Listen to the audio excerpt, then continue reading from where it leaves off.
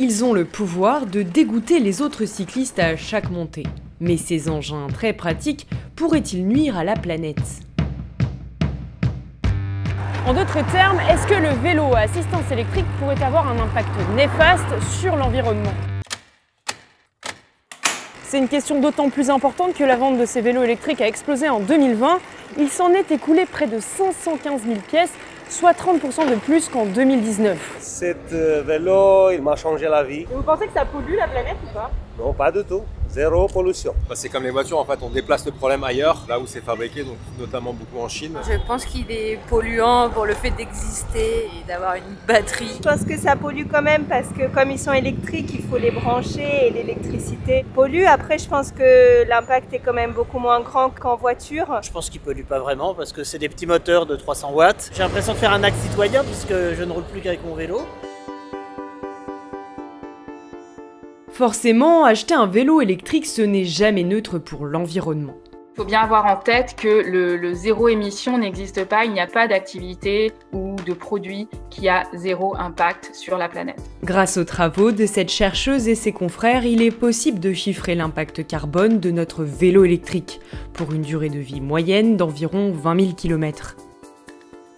Ainsi, un vélo classique émet l'équivalent de 3 à 10 grammes de CO2 par cycliste et par kilomètre. Un vélo à assistance électrique qui transporte un seul cycliste va lui émettre l'équivalent de 15 à 20 grammes de CO2 par kilomètre parcouru. À titre de comparaison, une voiture thermique de taille moyenne qui ne transporte que le conducteur émettra environ 200 grammes de CO2 par kilomètre, soit 10 fois plus. Quand on passe au vélo à assistance électrique, on a des impacts un peu plus importants parce que, en plus de la manufacture du cadre du vélo, des pneumatiques, etc., on a aussi un moteur et puis une batterie à manufacturer. Et puis ensuite, pendant la vie du vélo, on va consommer un petit peu d'électricité. Pour mieux comprendre pourquoi et comment notre vélo pollue, il faut étudier tout son cycle de vie. Premièrement, sa fabrication, avec l'extraction des matières premières et la phase de manufacture, à l'usine. Deuxièmement, son utilisation par le cycliste. Et troisièmement, sa fin de vie une fois que le vélo est jeté. La première étape du cycle de vie de notre vélo, c'est sa fabrication. Et c'est là que les impacts carbone vont être les plus forts. Quand on s'intéresse à l'empreinte carbone du vélo à assistance électrique, à peu près 95% de ces impacts sont liés à la manufacture du vélo lui-même. On va avoir 10 à 20% des émissions carbone qui sont liées à la production de la batterie et du moteur. Et lorsqu'on ne regarde plus seulement les émissions de gaz à effet de serre, mais aussi les ravages sur les écosystèmes et la biodiversité, là on se rend compte que l'impact de notre vélo à assistance électrique est encore beaucoup plus lourd. Une batterie de vélo électrique renferme plusieurs métaux et éléments chimiques, des électrolytes, du graphite, une grande part de cuivre et d'aluminium, mais aussi du lithium, du manganèse, du cobalt et du nickel. Dans une batterie de vélo de 500 watts, il y a environ 40 grammes de lithium, un métal gourmand en ressources qui est extrait à partir de piscines géantes comme celle-ci en Bolivie. Ce mode d'extraction consomme beaucoup d'eau et il peut mettre en péril des régions fragiles. Au Chili, dans le salin d'Atacama, les activités minières pompent 65% des ressources en eau de la région. Cela fragilise la biodiversité et force des fermiers locaux à trouver de l'eau beaucoup plus loin. Le cobalt, lui, est extrait dans des conditions dantesques par des mineurs sous-payés et qui mettent leur santé en péril chaque jour au contact de ces métaux lourds. Comme ici, en République démocratique du Congo. Bien sûr, il faut relativiser quand on sait qu'une batterie de vélo électrique pèse en général moins de 3 kg et qu'une batterie de voiture électrique pèse souvent 100 fois plus lourd. Donc c'est un rapport de 1 à 100, y compris dans la quantité de matériaux utilisés pour construire ces batteries. Et rassurez-vous, la suite de la vie de votre vélo électrique va être beaucoup moins polluante. La deuxième étape de son cycle de vie, c'est sa phase d'utilisation par un cycliste. En gros, quand on pédale puis qu'on recharge la batterie. En fonction de l'utilisation, cela peut durer de 5 à 10 ans. En France, la consommation d'électricité pour charger la batterie de son vélo va en fait avoir des impacts très très faibles en termes de changement climatique. Ça c'est parce que la France dépend à 70% de l'énergie nucléaire. C'est une énergie qui ne rejette pas beaucoup de CO2, mais attention, on n'est pas en train de dire que ça n'a aucun impact environnemental, loin de là. La troisième étape, c'est la fin de vie du vélo. Et là, vous l'avez peut-être deviné, on va parler de recyclage. Depuis 3 ans, des filières prennent en charge nos vieilles batteries pour recycler environ 70% des composants. Là, on va aller à Saint-Quentin-Fallavier, pas très loin de Lyon, pour voir ce qui se passe pour nos batteries une fois qu'elles ont rendu l'âme. Donc là, on va aller voir tout notre process qui nous permet en fait de faire le retraitement des batteries. Pour pénétrer dans cette unité de recyclage, il faut porter ce drôle de scaphandre qui nous évite de respirer poussière et gaz nocifs. Suivez-moi.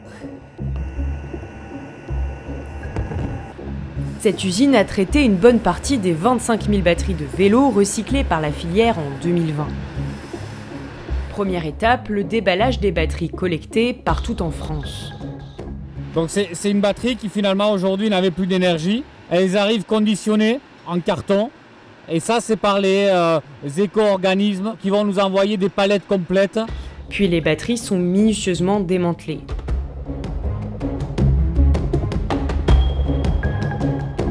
Une batterie, c'est finalement une succession de petites piles qui ont été mises bout à bout, telles qu'on les a là-dedans.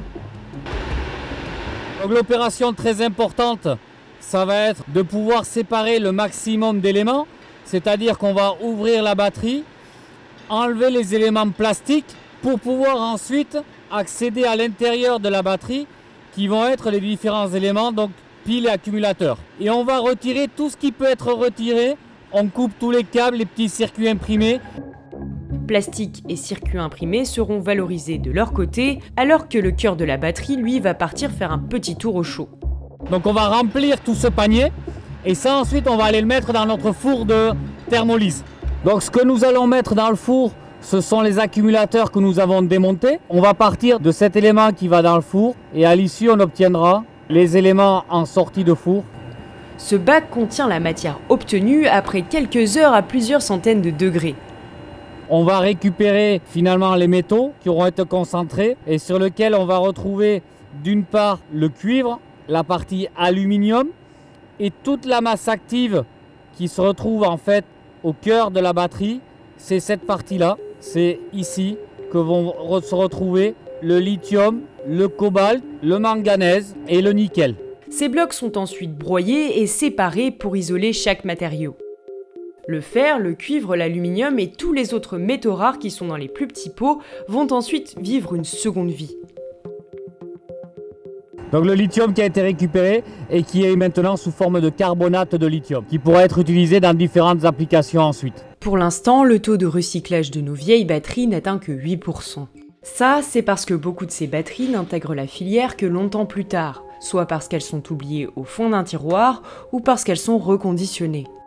Malgré tout ce qu'on vient de se dire, il y a quand même une bonne nouvelle, c'est que c'est assez simple de réduire le coût environnemental de son vélo. En fait, il faut juste l'utiliser le plus longtemps possible. Plus cet impact est réparti sur un grand nombre de kilomètres sur la durée de vie de notre vélo, plus il va être faible au kilomètre parcouru. En revanche, si on achète un vélo à assistance électrique sur un coup de tête et que finalement on n'utilise que 1000 km sur sa durée de vie, en fait, on va se retrouver avec une empreinte carbone au kilomètre parcouru qui est aussi forte que celle de l'utilisation d'une voiture.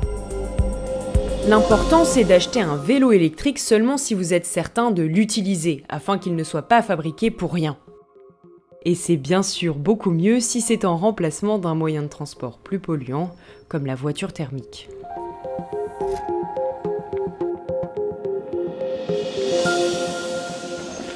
C'est un entraînement pour la précision de la trajectoire. C'est où le film? Le Parisien? Le Parisien. Voilà, pardon.